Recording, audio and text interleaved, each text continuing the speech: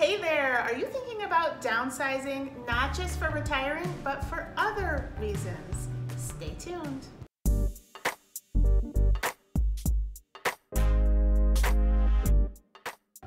Hi, my name is Emily Farber and I'm a realtor at Lepic Craig Realtors in Iowa City, Iowa. Today's video is all about the benefits of downsizing.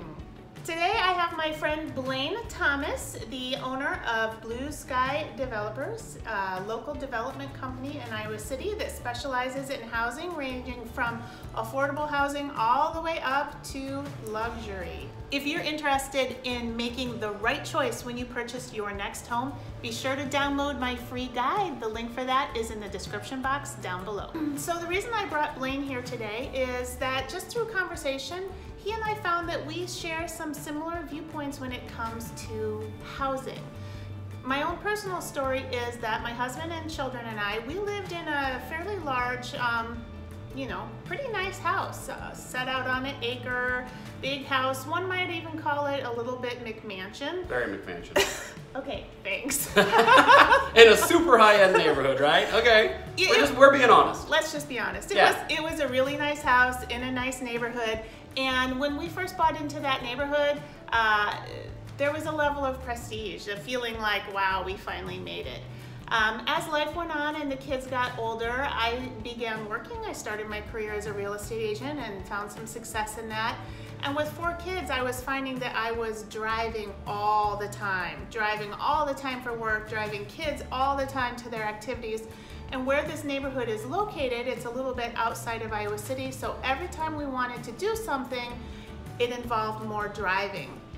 I got to the point where I almost felt like I had my family sequestered out here in this big, fabulous, fancy house. And I came to the realization that it just wasn't what I wanted anymore. And instead of being a benefit, instead of being something positive, it was starting to feel a little bit like a weight around my neck.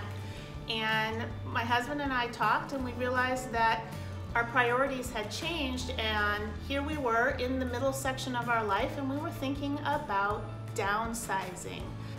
We decided to make a move to a much more regular neighborhood for location reasons. So we sold our big fancy house and we moved into Iowa City proper, as close as we could to the nexus of our kids' lives.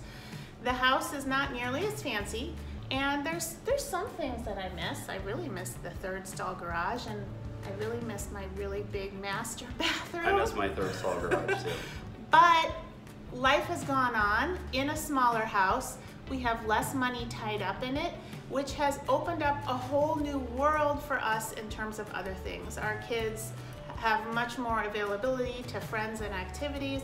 We have less money tied up in our house, and that means we have more money to do other things. Emily, I think that one of the things that also needs to be considered is what is the definition of a more normal neighborhood. So I would like to talk a little bit about the place you lived before. Okay. Your yard was almost an acre? Yeah, and it takes a lot of time to take care of that. So normalcy is not based just on price or square footage. Normalcy is also based upon the responsibilities that are involved with your house, such as the size of a yard. With a 1 acre yard and constantly manicuring it to keep up with the Joneses, how much time did that take in your life? It took a lot. I mean, I would joke with my husband every Saturday morning. I'd say, oh, it's time for competitive lawn mowing, because everybody in their John Deere lawnmower would fire it up and get out there. And when you work full time and you take care of 4 kids, the last thing you want to do is spend all day taking care of a yard. Totally agree. And whether you have 1 child or 4 child or 10 children, the time that you're spending on activities such as home maintenance directly takes away from time that you're able to share with your family. Yes. So downsizing comes for a variety of reasons and levels. Here in the United States, I feel like we have a supersize mentality about a lot of things. We think more is more and more is better, and that is not necessarily the case. Sometimes your possessions that you own end up owning you. Your possessions do end up owning you, and oftentimes people don't understand, but what we've noticed by the generation that's, Emily and I, here's a little secret, we're a little older than some. And the generation... We just look fabulous. It's called Botox. The people, the people, our children in particular, hers and mine. How old's your oldest? 16 down to 10. mine's gonna celebrate her sweet 16. And what we're learning from these people and some of the clients that I lease to at some of my multifamily buildings is that they're more interested in experience and time with others than they are the McMansions, the 3,000, 3,500, 4,000, 5,000 square foot houses that state that they have arrived. So you look back at those people because we're respectful of the generation that's going after us and we think, okay, why is that? What's driving these people? What are we missing? And if you don't know what's missing in this video, she's gonna tell you a little bit about that. The average American home size has grown dramatically over the years. In 1953, the average American square footage was 983 square feet. In 1973, the average American home was 1,660 square feet. In 2018, the average American home size had grown to 2,641 square feet. That's nearly 3 times the size of a home built in the 50s. And it's not like our family size is increasing. It's not, it's decreasing. So the average American family spends approximately 30% of their income on housing. That may seem reasonable because it's the norm, but it doesn't have to be that way. People can make other choices and use that extra money for different reasons. The interesting thing, Emily, about that particular number that you talk about is that when you arrive at any mortgage broker or any bank, the first thing that they ask you is, what is your income?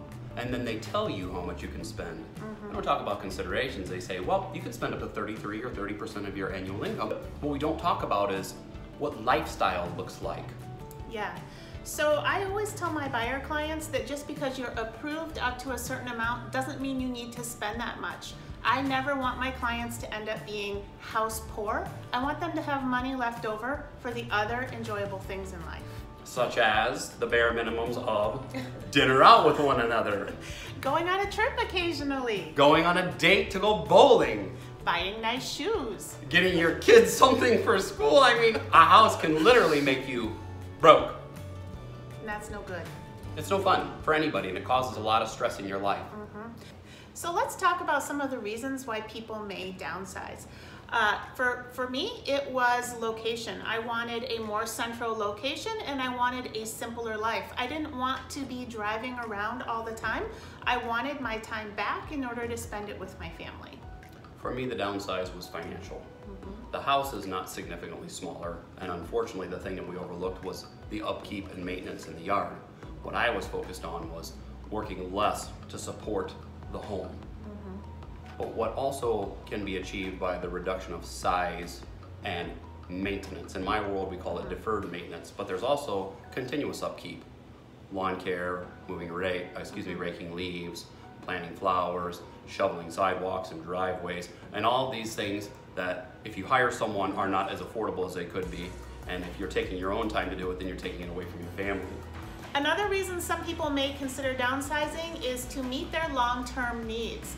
This may be for people who are a little bit further into the game of life, but they may be thinking ahead, like they want one-level living, or they want a smaller yard, like Blaine has been referencing. Or their kids are graduating from school and you realize that holding on to a very large home doesn't make sense because they're not going to be here forever. You begin to realize that maybe it's time to shed that asset and focus on what your life will look like. So that's an interesting segue to a study done by the Center for Families at the University of California.